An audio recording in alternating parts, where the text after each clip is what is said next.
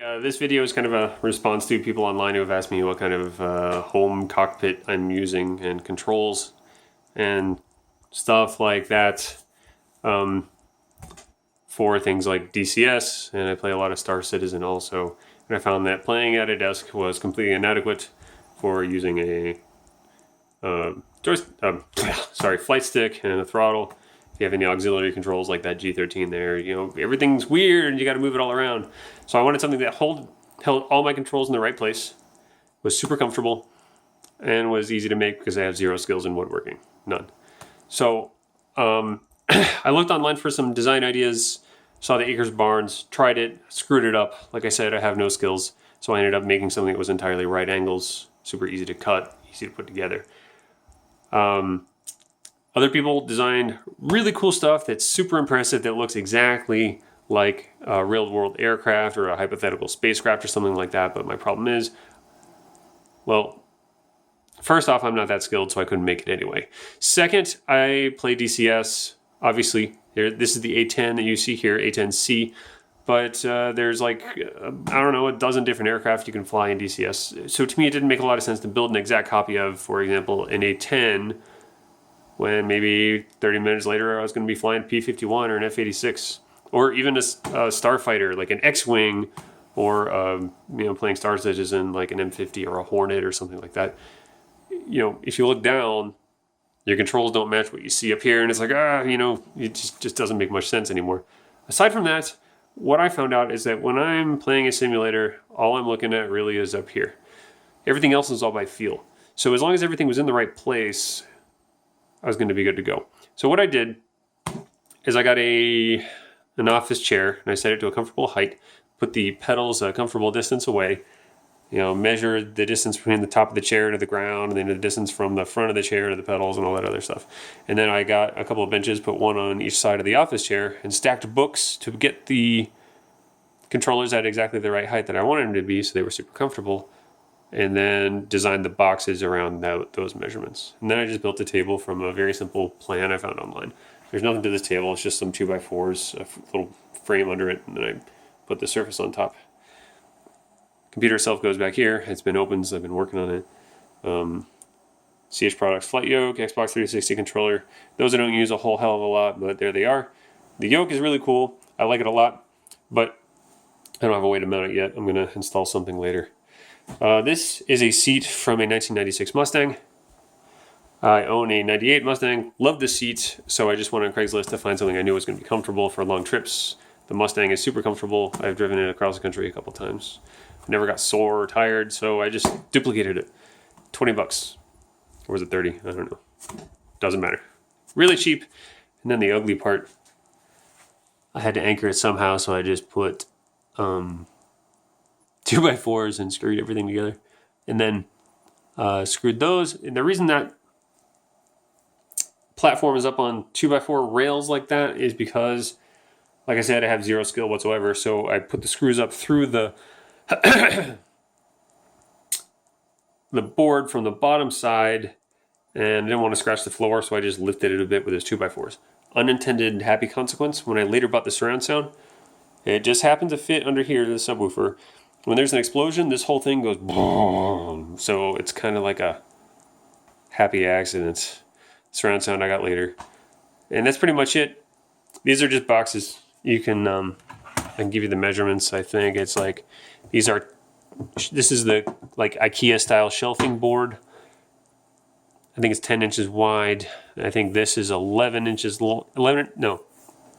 a half inches by 10. This part is 25 inches off the ground. This is 21. And I think the whole thing is like 21. So when I put it together, I thought, I'll just put some hinges here and here. And both of these open up so I can put all the peripherals will actually fit in here. And the other side I can fit the computer case. So that's kind of cool if you need to move. I put checklists and stuff in there too for flying DCS when I forget how to start up the, F86 or whatever. You can always refer to it. Wireless keyboard. When I'm typing a paper or something, I just put that in my lap. So that's it. Simple design, nothing to it. 2 boxes, a platform with a car seat on it, and then a simple table I built. The only thing that was expensive that was like pre-made this. I think it was like, I don't know, it's too much. But the only thing I could find that's really going to hold 4 monitors that I'm going to eventually have. Right now these are just coat hangers. I have a webcam for my live streams here and my headphones over there. Eventually these will have monitors on them, something to match that. That's my old monitor from years ago. I just use it as like an auxiliary now. This is my main jam. So let's hop into the pseudo cockpit, show you how it works. Sorry about the bumpy camera here. I know, it's kind of hard to get in, but once you get in, super comfortable. Nothing is anchored. And part of the reason I built this on a platform is I thought I was going to have to tie down these pedals with like tie wraps or a screw or something like that to keep them from sliding around, but they actually don't slide around at all, which is good because I need to like move them or something.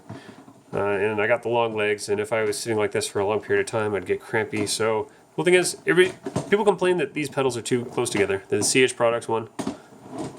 I don't think they are. They're pretty comfortable. I just sit naturally and use my toes on them, and they rock. And if I want to stretch out, boom, comfy. This goes here. I was going to anchor it permanently, but there's a lot of problems with that. Mostly getting in and out of the cockpit. Also, if it's too far forward, it'll hit the monitor. If it's too far back, it just feels weird. You can make that joke. Logitech G13, the most versatile thing I've ever used. You can program this to do anything. This little LCD screen here does an amazing number of things. There's applets you can download that people have made that are super cool. There's like a ton of profiles. You can set up whatever profiles you want. Each profile can have 3 like subsets, and you can change these colors to be whatever you want, and it's super cool, and it does everything. I have a friend who's an accountant. Somehow he uses it for accounting. I don't know how, but it's got macros, it's easy to program, it's amazing. If you can only get one peripheral, it's not like a joystick you need for flying. This may be the one to get because it's super great. This is the key to my hostess. I think joystick, I like CH. This feels great. It's going to last forever. Whoa. And I've started cruising here. Apply the brakes. Let me pause that actually. Personal preference, whatever feels good to you, has the right number of buttons. You can have them with twist. This one doesn't have twist, but it's got, you know, if you look, I'll show you in DCS here. This looks almost exactly like the stick that's in the A10C and the F16. It is modeled after those. This is a 4-way, 4-way, 4-way, 8-way, button, button, button. It's got a 1-stage trigger, and it doesn't have the... That's the difference between this and the Thrustmaster or Warthog. This has a 1-stage trigger only instead of a 2. And it doesn't have... There's like a pinky slap switch right here that the Warthog has that this does not. But anyway, this is plenty good enough for my purposes.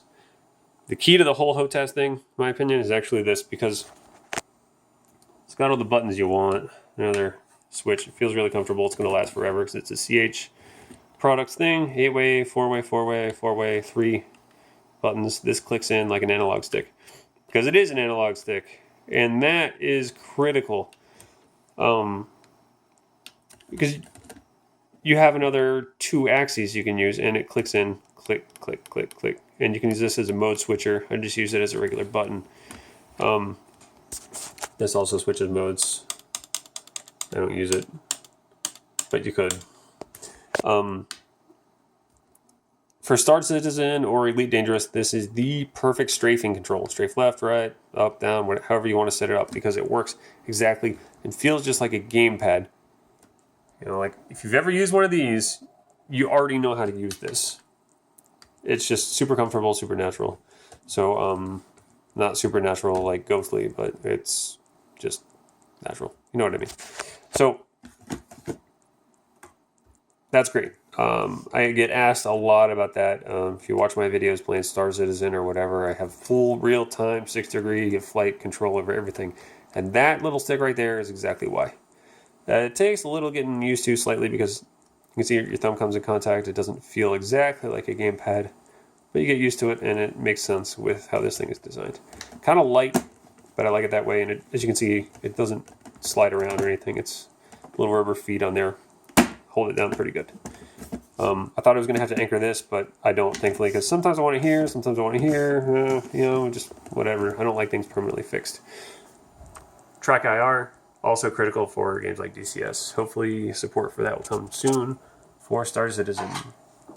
So, oops, I dropped a speaker. Give me just 1 second. I'll show you how everything kind of comes together.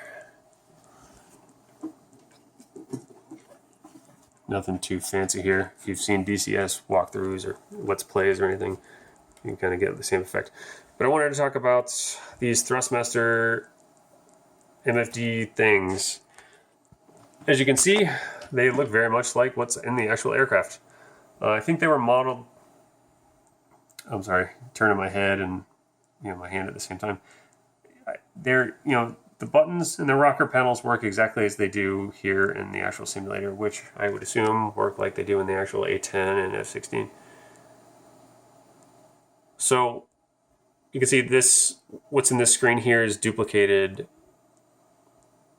I'm sorry, what you see here is extracted and duplicated here in my secondary monitor.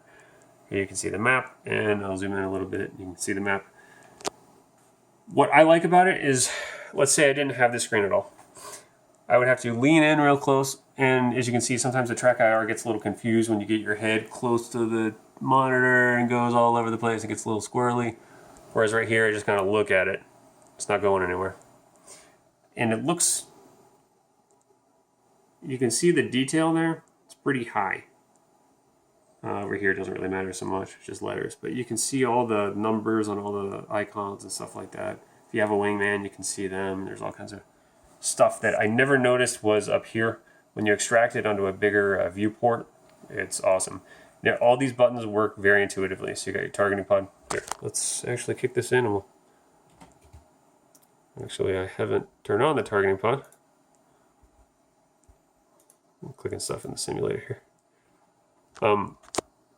Let's say you want to manage your weapons, so you go to Dismiss, your digital stores management. You want to turn the missile systems on. You do it like that. It works pretty great. Targeting pod is still warming up. Tactical awareness display, which is your map. You can do all the cool stuff that you can do in the actual aircraft, just like so. That's pretty much it.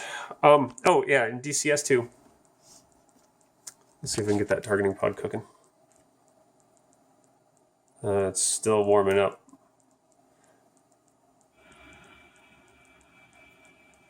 You can send messages to other aircraft or players. That's my CDU, navigation, targeting pod, still warming up. But in DCS, that's what I use this for. I use that to slew the targeting pod around. Or if I'm in an F-15, that's also great to move the radar cursor and designate targets. That's pretty much everything. As far as the design of the cockpit and all that stuff goes, I'm not going to be able to actually fly the aircraft and film it with my phone at the same time without crashing. Maybe you want to see me crash. Maybe that's how you are. Maybe that's how you get your jollies. I don't know. But that's it. Super easy. And again, I have all these controls and I'm super happy with all of them. I don't think I want anything else for this except for that monitor and that monitor. And then my design will be totally complete and I'll be super happy with it. But even if I never get those, this is great how it is. I wouldn't change a thing. It's very comfortable. I could sit here for hours. I know because I've done it probably too many times. And all told, if I took this kind of the mount for these monitors out, this whole project would be under $100. Just for all you need is to buy some wood. You can use cheaper wood than this, but I did like this because it wasn't warped. Just cheap lumber, and that's it. $100, maybe $150 if you make mistakes like I did. Then you can buy whatever mount you need. The controls I picked up one by one over a long period of time, so it's not like I threw down a bunch of money all at once. It took me years to collect all the cool stuff that I wanted, and I'm finally where I want to be. It's a pretty cool feeling. Targeting pod. Let's go. I just kind of want to show you how that looks real quick. The air to ground mode.